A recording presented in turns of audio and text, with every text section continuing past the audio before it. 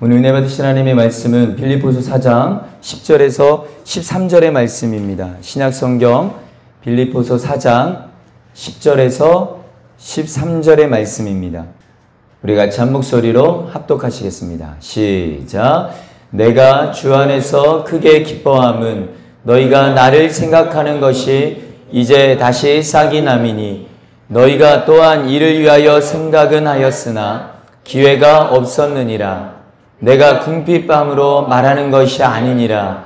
어떠한 형편에든지 나는 자족하기를 배웠노니 나는 비천에 처할 줄도 알고 풍부에 처할 줄도 알아. 모든 일 곧 배부름과 배고픔과 풍부와 궁핍에도 처할 줄 아는 일체의 비밀을 배웠노라. 내게 능력 주시는 자 안에서 내가 모든 것을 할 수 있느니라. 아멘. 오늘은 2022년 맥주감사 주일로 우리가 하나님 앞에 감사 예배로 드리는 날입니다. 그래서 우리가 전반기를 또 돌아보면서 하나님의 그 은혜를 또 기억하고 또 하반기를 믿음으로 고백하며 그렇게 또 나아가는 또 시간이다라고 말할 수 있을 겁니다. 오늘 저는 이 본문 말씀을 가지고 주 안에서 기뻐하고 감사하라 라는 제목으로 잠시 말씀을 나누려고 합니다. 여러분, 오늘은 7월 첫째 주일입니다. 맥주 감사 주일로 우리가 예배로 나아가고 있고요. 벌써 상반기가 지나가고 하반기가 지나가면서 진짜 이 상반기를 또 돌아보면서 수많은 어떠한 각자마다의 어떠한 생각과 어떠한 상황과 그런 것들이 분명히 있을 겁니다. 분명 어떤 분은 너무 많은 은혜를 받았다고, 정말 너무 감사하다고 그렇게 큰 감사의 고백을 고백하는 분들도 있겠지만, 어떤 분은 정말 무엇을 감사해야 될지 모를 만큼 마음이 착잡한 분들도 계실 겁니다. 오늘 우리가 읽은 본문 말씀은 우리가 감사에 대해서 환경에 대한 반응이 아니라 믿음의 반응이라는 것을 가르쳐주고 있는 본문의 말씀입니다. 하나님께서 우리 삶 속에 주신 믿음을 가지고 감사하는 것이지, 환경이 채워졌기 때문에 어떤 조건이 만족스럽기 때문에 그렇기 때문에 감사는 아니라는 거예요. 자, 특별히 오늘 본문 10절 말씀은 이렇게 기록하고 있습니다. 자, 한번 같이 한번 읽어보겠습니다. 시작. 내가 주 안에서 크게 기뻐함은 너희가 나를 생각하던 것이 이제 다시 싹이 남이니 너희가 또한 이를 위하여 생각은 하였으나 기회가 없었느니라. 내가 주 안에서 크게 기뻐함은 이라고 고백하고 있죠. 분명 사도 바울이 이 편지를 쓰면서 감사한 외적인 조건, 어떠한 외적 원인이 없었던 것은 아닙니다. 오늘 이 본문 말씀에서 우리가 알게 되는 것처럼 빌립보 교회가 오랫동안 사도 바울에게 선교헌금을 안 보냈다가 다시 헌금을 보내주는 결정을 한 것 같습니다. 그래서 사도 바울이 뭐라고 하냐면 너희가 나를 생각하는 것이 이제 다시 싹이 남이니 라고 말하는 겁니다. 근데 말씀에 보면은 사도 바울이 너희들이 나에게 물질적인 것을 지원했기 때문에 내가 기뻐한다라는 것은 아니다 라는 것을 분명히 말하고 있습니다. 내가 주 안에서 크게 기뻐함은 이라고 말하고 있어요. 그러니까 바울은 혹시라도 그들이 자신의 어떠한 물질적인 지원 때문에 그렇게 그래서 기뻐하는가 오해할까봐 본문 11절 그 다음 절 11절에서 12절 말씀에 보면은 이렇게 설명을 합니다. 같이 한번 읽어볼게요. 시작. 내가 궁핍함으로 말하는 것이 아니니라. 그쵸? 지금 너희가 나를 오해할 수도 있다. 근데 내가 지금 너희들이 다시 선교헌금을 나를 지원해 준다라고 해서 내가 그것 때문에 기뻐하는 게 아니다. 어떠한 나에게 있어서 뭔가가 채워지기 때문에 기뻐하는 게 아니다 라고 하면서 이어서 말하는 겁니다. 자, 이어서 같이 함께 읽겠습니다. 시작. 어떠한 형편에든지 나는 자족하기를 배웠노니 나는 비천에 처할 줄도 알고 풍부에 처할 줄도 알아. 모든 일 곧 배부름과 배고픔과 풍부와 궁핍에도 처할 줄 아는 일체의 비결을 배웠노라. 바울은 지금 나에게 있는 이 기쁨, 지금 내 안에 있는 이 기쁨은 소유에 의한 기쁨도 아니고 능력에 의한 기쁨도 아니고 또 무언가를 이루었기 때문에 하는 기쁨도 아니라는 것입니다. 자, 여러분 일체의 비결이 있는데 어느 상황, 어느 환경에 놓여도 그 상황 속에서 감사하는 법을 배웠다라고 말합니다. 즉 주님께서 주신 기쁨으로 기뻐하는 것이지 너희가 보내주는 물질 때문에 기뻐하는 것은 아니다 라고 분명히 말하고 있습니다. 여러분 빌립보서는요 우리가 잘 알다시피 옥중서신입니다. 옥중서신 가운데 하나가 빌립보서예요. 그 말은 뭐냐면 바울이 어디에서 지금 이 편지를 쓰고 있는 겁니까? 감옥입니다. 감옥에서 이 편지를 쓰고 있다라고 한다면 여러분 한번 생각해 보세요. 상식적으로 바울이 어떠한 환경에 지배를 받는 사람이다라고 한다면 지금 바울은 감옥에 갇혀 있는 상황에서 이 편지를 쓰고 있는데 그렇다고 한다면 이 서신은 우울해야 합니다. 그리고 뭔가 사색이 뭔가 굉장히 깊고 뭔가 원망이 들어가야 합니다. 자, 그런데 놀랍게도 빌립보서라고 하는 이 말씀을 보면은 성경을 보면은 빌립보서에서 가장 많이 등장하는 단어가 뭔지 아십니까? 기뻐하랍니다. 지금 바울은 감옥에서 어떻게 보면은 굉장히 우울하고 힘들고 너무나도 괴롭고 원망이 담길 수 있는 그런 상황 가운데서 그의 편지에 가장 많이 기록되어 있는 것이 뭐냐면 기뻐하라는 것입니다. 감옥에서 여러분 기뻐하는 것이 하나도 없을 것 같은 사도 바울이 그렇잖아요. 감옥에서 뭐가 기뻐하겠습니까? 기뻐할 게 뭐가 있어요? 이유도 하나도 없을 것 같은 사도 바울이 오히려 감옥 밖에서 기뻐할 것이 너무 많은 그 빌립보 교회 많은 사람들에게 말하는 겁니다. 내가 또 말하노니 기뻐해라. 그렇게 말하는 거예요. 여러분 기가 막힌 이야기입니다. 특별히 오늘 본문에 나오는 이 자족이다라고 하는 이 단어를 보면 헬라어가요. 이 아우타르케스라는 단어를 쓰거든요. 이것은요 만족이다라고 하는 의미가 있습니다. 자, 만족. 그러니까 지금 바울이 내가 자족하는 일체의 비결을 배웠노라. 이것은 내가 만족하는 일체의 비결을 배웠노라. 자, 그러면 왜 번역을 하는 이 번역이 만족이 아니라 자족이라고 번역을 했을까? 분명 이유는 제가 모르겠습니다. 그러나 분명한 이유는 있을 것 같다라는 겁니다. 그렇잖아요. 만족이라고 번역을 할 수 있는데 왜 이것을 자족이라고 번역을 했을까? 여러분 한번 생각을 해보면 일반적으로 만족이다라고 했을 때 이 만족은요 뭔가 밖에서 채워져야지만 이 채워지는 것을 만족이라고 생각을 해요. 그렇잖아요. 우리가 저나 여러분이나 내가 만족했어 라고 했다라는 것은 뭔가 외부로부터 내 안에 뭔가 채워졌을 때 만족되는 거거든요. 이렇게 생각을 하면 바울은 절대로 만족할 수가 없습니다. 그렇잖아요. 지금 감옥에 있잖아요.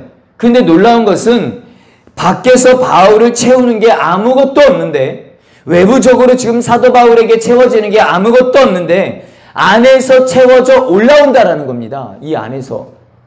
주님께서 그 마음 안에서부터 뭔가 채우고 계시다라는 거예요. 자, 여러분 이 안에서부터 차고 올라오는 지금 사도 바울이 여 밖에서부터 뭔가가 지금 채워지지 않아도 이 안에서부터 뭔가가 차고 오르는 채워지는 끊임없이 올라오는 뭔가가 있다라는 겁니다. 그래서 이것을 자족이다라고 번역을 한 것 같습니다.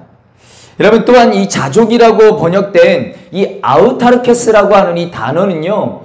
이 문자적인 뜻이 뭐냐면 외부 환경에 독립된 이라는 의미가 있습니다. 외부 환경과 독립된. 자, 그러니까 즉 성경이 말하는 만족, 성경이 말하는 자족은요. 기억하십시오. 외부 환경과 아무 상관이 없습니다. 이게 중요한 거예요. 성경이 말하는 만족, 우리에게 주시는 어떠한 그 만족 또한 우리에게 말하는 이 자족은요. 어떠한 나의 외부적인 환경과 전혀 상관이 없다라는 겁니다. 외부의 공급이 없어도 하나님이 주시는 기쁨과 감사가 이 안에서 움직이면 외부의 그 공급과 독립적으로 얼마든지 감사할 수가 있다 없다? 있다라는 겁니다. 여러분 사랑하는 성도 여러분 지난 전반기 반년 동안 어떠셨습니까? 사실 굉장히 많은 사람들이 어려웠던 시기입니다. 진짜 많이들 어려워했고 많이들 힘들어했고 그랬던 시대였고 시기였습니다. 경제적으로나 가정적으로나 많은 부분에서 감사할 것이 하나도 없는 것 같아요. 분명 여러분 외부적인 환경에 대한 그 반응에 감사를 한다면 우리 중에 감사할 수 있는 사람이 과연 몇 명이나 있을까? 거의 없을 것 같다라는 생각이 듭니다. 자, 그러나 성경이 말하는 감사는요, 외부적인 환경이 아니랍니다. 외부적인 조건이 아니랍니다. 여러분, 믿음으로 하는 감사예요. 하나님께서 이미 일하고 계시다라는 그 분명한 믿음, 하나님께서 여전히 내 삶 가운데서 함께 하신다라고 하는 그 분명한 믿음, 내가 절망하고 있는 그 환경 속에서도 이미 일하고 계신다라고 하는 이 믿음이 내 마음으로부터 올라오는 그 차오르는 기쁨을 준다라는 것입니다. 자, 여러분, 그래서 바울이 말하는 거예요. 내가 주 안에서 크게 기뻐한다 라고 고백을 하는 겁니다. 바울이 감옥에 있으면서도 크게 기뻐할 수 있었다면 사랑 성도 여러분 기억하십시오. 저와 여러분도 얼마든지 크게 기뻐할 수 있는 줄 믿으시길 바랍니다. 여러분, 다른 어떤 이유가 아니에요. 외부적인 공급이 아닙니다. 어떤 내가 필요에 따라서 채워지는 그것 때문에 아닙니다. 그것 때문이 아니라 이 안에서부터 사도 바울처럼 차고 올라오는 그것 때문에 우리는 얼마든지 기뻐하고 감사할 수 있다라는 것입니다. 다른 어떤 이유가 아닌 하나님이 우리와 함께 계신다면, 하나님의 일하심을 우리가 믿을 수 있다면 사랑하는 성도 여러분, 우리는 감사해야 될 줄로 믿습니다. 한편 사도 바울은 자족하는 일체의 비결을 배웠다라고 말을 하고, 그리고 이 자족을 가지고 담대하게 이렇게 선언을 합니다. 우리가 너무나도 잘 아시는 말씀이죠. 그 유명한 말씀, 웬만한 분들은 다 외우는 말씀, 우리 같이 한번 읽어볼까요? 시작. 내게 능력 주시는 자 안에서 내가 모든 것을 할 수 있는. 많은 사람들이 변함없이 이것을 애자로 탁 해서, 참 신기해. 우리는 앞뒤를 다 자르고 요 말씀 너무 좋아. 그래가지고 막 그래 난 할 수 있어 이거거든요. 대부분이 그렇게 생각을 해요. 이 말씀을 우리가 생각하는 것처럼 이 말씀이 우리가 모든 걸 할 수 있다라고 하는 그런 의미로 쓰인 말씀이 아니라는 겁니다. 근데 많은 사람들은 그래 할 수 있어, 하나님이 나와 함께 계시니까 막 그래 막 이러면서 막 이래요. 그런 의미가 원래 아니에요. 이 말씀이. 여러분 보십시오. 사도 바울이 그 바로 앞절 말씀에 뭐라고 말을 하고 있습니까? 여러분, 사도 바울은요, 내가 궁핍할 때도 있었고요, 부유할 때도 있었고요, 또한 잘 될 때도 있었고 안 될 때도 있었다고. 그런데 모든 것에서 자족하는 일체의 비결을 배웠다라고 그렇잖아요. 즉 13절에서 말하는 이 능력은요, 여기서 내게 능력 주시는 자리에서 내가 모든 것을 할 수 있는, 이 능력이라고 하는 것은 환경을 지배하는 능력이 아닙니다. 내가 이거 할 수 있어 막 뭔 일이 일어나고, 그게 아니라 따라하겠습니다. 환경에 지배당하지 않는 능력, 이거예요. 여러분, 능력을 가지고 환경을 막 다 뒤집어 버리고 안 되는 걸 막 되게 하고 막 할 수 있어, 이게 아니라 무너졌던 것을 막 다시 쌓을 수 있는 그런 믿음의 능력이 아니라 지배당하지 않는 능력이에요. 지배당하지 않는 능력. 가난하지만 마음은 가난하지 않고요, 여러분 부유하지만 마음은 교만하지 않고요, 성공하지만 마음은 겸손한 거예요. 성경에서 말하는 하나님이 주시는 능력은 환경을 바꾸는 능력이 아니라 환경에 지배당하지 않는 능력입니다. 요셉이 애굽으로 끌려갔어요. 그러나 지배당하지 않습니다. 그렇죠? 여러분, 다윗이 쫓겨다닙니다. 끊임없이 쫓겨다녀요. 그러나 다윗은요, 환경에 지배당하지 않습니다. 다니엘이 죽음의 자리까지 서요. 그러나 지배당하지 않아요. 성경에 수많은 사람들이 정말 어려운 환경과 상황 가운데 있었지만, 그러나 그들은 그 환경에 지배당하고 있지 않음을 우리는 너무나도 잘 압니다. 예. 오늘 바울이 우리에게 주는 도전이 바로 이것입니다. 여러분, 모든 일이 잘 되기 때문에, 모든 것이 부유하기 때문에, 내가 원하는 대로 막 일들이 잘 풀리고 막 뭔가가 채워지고 모든 것이 행복하기 때문에 기뻐하는 것이 아니라, 그것이 아니라 내가 일체의 비결을 배웠는데 내게 능력 주시는 분이 계시다라는 거예요. 여러분, 그 능력이 무엇이냐? 지배당하지 않는 거예요. 지배당하지 않는 거예요. 망한 것 같은데 괜찮은 거예요. 가정, 막 사업, 막 힘들지만 괜찮은 거예요. 왜냐하면 하나님이 일하고 계시니까, 그 계시고 여전히 일하고 계실 거니까, 앞으로도 일하실 거니까, 이것을 믿으니까. 자, 여러분, 우리에게는요, 우연이라는 것은 없습니다. 하나님에게는요, 모든 것이 뭐예요? 필연입니다. 필연. 사람이 마음으로 계획할지라도 그 걸음을 인도하시는 분은 하나님이십니다. 예. 물론 이 말씀이 불편한 분들도 계실 거예요. 이 말씀을 들었을 때, 그럼 내가 지금 만난 이 지옥과 같은 이 생활이, 이 환경이 필연이단 말인가? 하나님이 나를 이런 상황으로 넣어놓으셨단 말인가? 어떻게? 사실 그런 문제로 인하여서 하나님을 믿지 못하는 친구들이 굉장히 많습니다. 하나님 살아계신 거는 알아요. 그런데 뭐야 이거? 아니 모든 것이 그러면 하나님 아는데도 이렇게 만들었어? 그렇잖아요. 여러분 사실 그렇잖아요. 지금 내가 지금 겪었던 그 수많은 지옥과 같은 그 상황이 필연이단 말인가? 어떻게 하나님은 나를 거기다 그렇게 집어넣을 수 있어? 그렇잖아요. 여러분 물론 이 말씀이 그렇게 불편한 분도 있을 겁니다. 그러나 지금 말씀드리는 것은요, 여러분 그런 말을 하는 것이 아닙니다. 우리가 계획하지 않는 상황이라면, 잘 들으십시오. 내가 계획하지 않는 상황이라면 내가 그 상황을 왜 들어가는지 모르는 거잖아요. 그렇죠? 모르면 판단하면 안 된다는 겁니다. 모르면 판단을 유보해야 된다는 겁니다. 왜 그 상황을 내가 만났는지, 내가 왜 그 사람을 만났는지, 내가 왜 그 사건을 만났는지, 성경은 뭐라고 말하냐면 필연이라고. 하나님이 그 속에서 일하실 계획이 있으시다라는 겁니다. 여러분, 자, 지금 여러분이 만나고 있는 일들이 아무리 절망스러울지라도, 아무리 너무나도 힘든 어떤 그런 상황이 일지라도, 혹시 그 일이 우리가 계획한 일이 아니라면 판단하지 마십시오. 예. 기다리세요. 하나님이 그 상황을 어떻게 바꿔놓으실지 우리는 알 수 없습니다. 그렇잖아요. 그 상황에서 어떻게 일하실지 우리는 알지 못한다라는 겁니다. 절대로. 여러분 믿음이 무엇인가? 여러분 믿음이 무엇입니까? 절망스러운 상황 속에서도 좌절하지 않는 게 믿음이에요. 여러분 환경의 지배를 받지 않는 게 믿음입니다. 그리고 우리가 여러분 믿음의 사람이라는 것이 어떻게 증명이 될 수 있는가? 따라하겠습니다. 감사함으로 증명이 되는 거예요. 감사하고 있다면 우리는 지배당하지 않는 겁니다. 여러분 감옥에서도 바울은 감사하고 있기 때문에 그는 지배를 당하지 않았습니다. 그렇죠? 애굽에서도 요셉은요 감사하고 있으니까 지배당하지 않았어요. 그리고 감사하면서 놀랍게도 하나님이 일하시는 환경이 만들어집니다.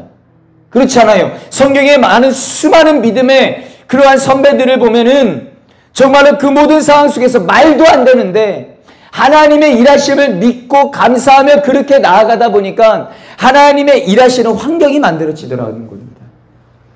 그러므로 사랑하는 성도 여러분, 오늘 우리가 맥추감사절이라고 하는 감사 예배로 오늘 우리가 드리는데 혹시라도 아무런 마음도 없고 감사하는 것 자체가 혹시 불편한 분들도 계실지는 모르겠습니다. 그러나 기억하십시오. 감사는 절대로 외부적 환경에 대한 반응이 아니라 믿음으로 하는 겁니다. 믿음으로. 네. 이미 하나님께서 내 안에서 일하고 계시고 이미 하나님께서 내 안에서 내가 알지 못하는 계획 속에서 지금 모든 상황들을 붙잡고 계신다라는 거예요. 여러분 푸념하지 마십시오. 낙심하지 마시기 바랍니다. 예, 그런데 여러분 바울이 말하는 이 자족하는 일체의 비결을 배웠다라고 그렇게 말을 하잖아요. 자족하는 것, 쉽게 말하면 외부적 어떤 외부 환경과 상관없이 하나님께 감사를 드리는 것인데 이것이 여러분 본능일까요? 배우는 것일까요? 바울이 뭐라고 해요? 내가 일체의 비밀을 배웠다라고 말하잖아요. 배우는 거예요. 그렇죠? 성품이 좋아서 감사하는 거 아닙니다. 그렇죠? 여러분 긍정적이어서 항상 잘 된다고 말하는 게 아니에요. 바울 또한 배웠다라고 말합니다. 자, 그러면 자족의 반대말은 뭘까요? 자족의 반대말은 불평이라고 말할 수 있을 것 같습니다. 예.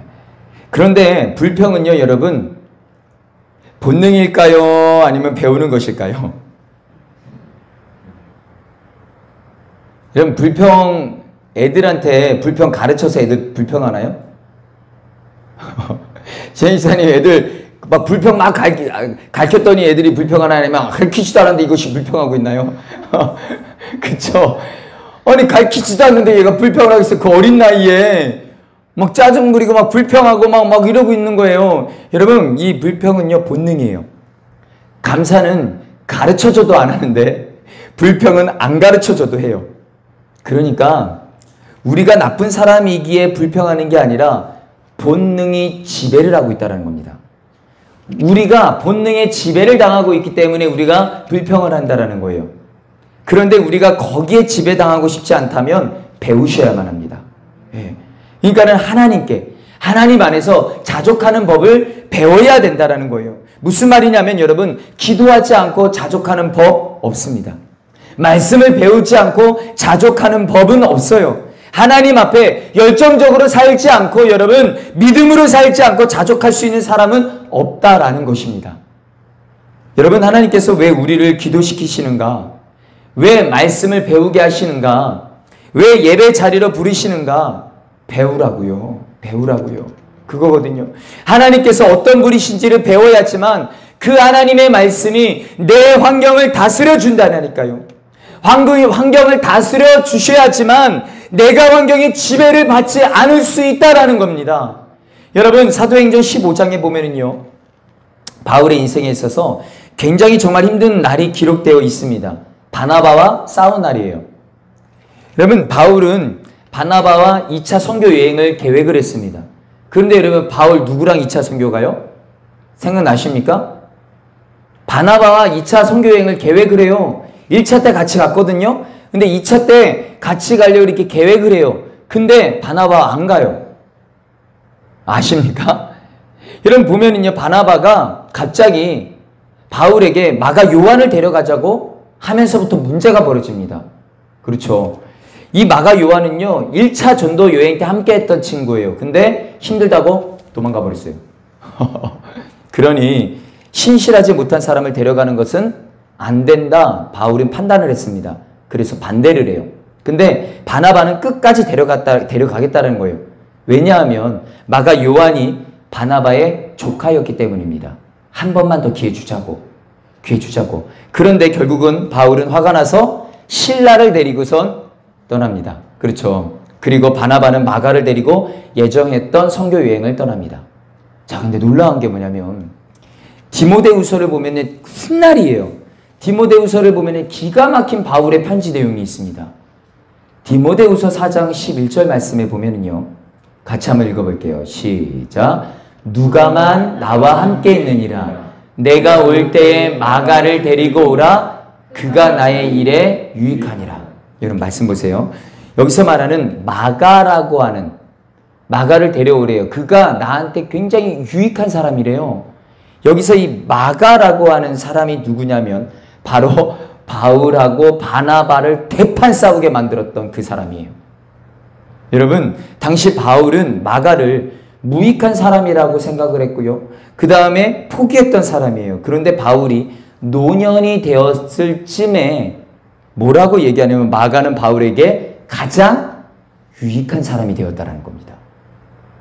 여러분 제가 무슨 말씀을 드리려고 하냐면 때로는 우리 인생에 우리의 생각과 다른 일이 벌어지기도 합니다. 그것 때문에 화가 날 수도 있고요. 그것 때문에 짜증이 날 수가 있습니다. 막 분노가 일어날 수도 있어요. 그런데 여러분 불평하시더라도 믿음 안에서 하세요. 원망하시더라도 믿음 안에서 하세요. 사실 맞지 않는 말인 것 같은데 그렇게 하세요. 왜 우리가 믿음 안에 있어야 됩니까? 환경은 절대로 여러분 우리에게 유익을 만들어주지 못합니다. 여러분 아무리 여러분이 부유해 보세요. 감사할 수 있는가? 여러분 아무리 여러분이 성공해 보세요. 만족할 수 있는가? 여러분 환경이 우리를 기쁘게 만드는 것이 아닙니다. 내가 주 안에서 크게 기뻐하노니. 바울이 고백을 해요. 여러분 주님 안에서만 참된 기쁨이 있음을 믿으시기를 바랍니다. 어떤 기쁨이요? 여러분 하나님께서 우리에게 환경과 상관없는 마음을 주시거든요. 상황과 상관없는 마음을 주시거든요. 여러분 환경의 지배를 받지 않는 그 감사가 저와 여러분의 감사가 될 수 있기를 주님의 이름으로 간절히 축원합니다. 이제 말씀을 맺으려고 합니다. 여러분은 과연 무엇으로 만족하려고 하십니까? 여러분 사실 지금 오늘날 살아가는 우리는 무엇으로 만족을 하려고 하세요? 다 있으시잖아요. 사실은 말을 안 해서 뿐이지 나의 마음을 만족하게 하는 것들이 있어요. 사람들 안에 다. 그것이 채워지면 만족을 하고요. 그것이 채워지지 않으면 분노가 일어납니다. 화가 나요. 짜증이 납니다. 대부분의 사람들이 다 그래요. 여러분은 무엇으로 만족하려고 하십니까? 혹시 우리는 어떤 외부에서 뭔가가 채워지기만을 기다리고 계십니까? 오늘 말씀에 사도 바울이 말하는 자족은 절대로 외부 환경이 결정하는 것이 아니랍니다. 외부 환경에 독립적인, 그러니까 바깥에서 외부에서 공급이 하나도 없어도 내 마음을 기쁘게 하는 그 외적인 요소가 하나도 없어도 얼마든지 주 안에서 기뻐할 수 있다라는 것입니다. 왜냐? 주님께서 모든 걸 다스려 주시니까요. 주님께서 일하시니까요. 여러분, 그리고 하나님께서 우리에게 주시는 마음은 절대로입니다. 능력입니다. 이 능력은요, 다른 게 아니에요. 환경을 바꾸는 능력이 아닐 수 있어도 환경에 지배당하지 않는 능력이다라는 겁니다. 주 안에서 기뻐하십시오. 주 안에서 감사하십시오. 오늘 말씀의 제목입니다. 주 안에서 기뻐하라. 주 안에서 감사하라. 어떠한 환경의 외부적인 것으로가 아니라 이 안에서부터 끓어오르는, 이 안에서부터 채워지는 주 안에서 기뻐하고 주 안에서 감사할 수 있는 삶, 이것이 바로 저와 여러분의 삶이 되어야 할 것입니다. 그렇게 사는 저와 여러분들이 바로 성도요 진짜 그리스도인임을 믿으시기를 바랍니다. 여러분, 이 시간 두 눈을 한번 감아보시기 바랍니다. 사랑하는 성도 여러분, 지난 한 주간 얼마나 감사하셨습니까? 얼마나 많은 찬양을 하나님께 드리셨나요? 혹시 아무리 생각을 해봐도 받은 것이 없는 것 같아서 변하지 않는 환경이 나를 절망케 하기 때문에 내게 주신 어떠한 외부적인 결과들이 내가 원하는 결과가 아니기 때문에 혹시 그것 때문에 원망하고 불평하느라고 감사를 잃어버리고 살진 않았습니까? 오늘 말씀을 기억하시기를 바랍니다. 하나님이 우리에게 주시는 능력은 환경을 바꾸는 능력은 아닐지 몰라도 환경에 지배당하지 않는 능력입니다. 아무리 절망스러워도 그 속에서도 마음을 확정하고 하나님 바라봄으로 주님 때문에 기뻐하고 주님 때문에 감사하고 주님 때문에 찬양하는 것, 그것이 하나님께서 우리에게 주시는 능력이라면 여러분, 이 시간 기도할 때에 하나님, 이 시간 나에게도 그 능력 주셔서 환경에 지배당하지 않게 하여 주시옵소서. 믿음으로 하나님을 바라보고 믿음으로 감사하게 하여 주시고 믿음으로 찬양하게 하여 주시옵소서. 하나님, 우리가 감사할 때 하나님께서 일을 시작하시는 줄로 믿습니다. 하나님, 우리가 찬양할 때 이미 하나님의 역사는 이루어지고 있는 줄 믿습니다. 이 믿음 가지고 하나님 바라보는 사람 되기를 원한다고, 이 믿음 가지고 감사하는 사람이 되기를 원한다고, 이 시간 주님의 이름 한번 부르시고 통소로 간절히 기도하겠습니다. 주여!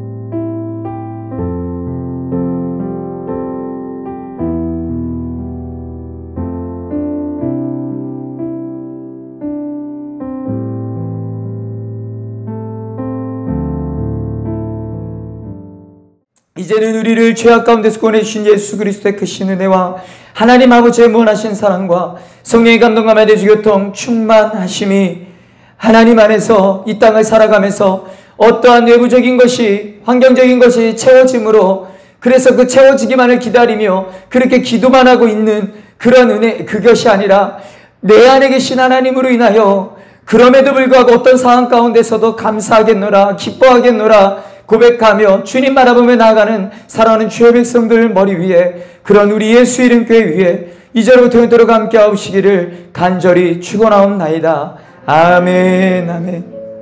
하나님 감사합니다. 날마다 하나님의 은혜로 나아가는 저희들 되게 하여 주시고 그 속에서 많은 저희들 되게 하여 주십시오. 주님 찬양합니다. 참 감사합니다. 할렐루야. 우리 예배를 받으시 하나님께 영광의 박수 올려드리겠습니다.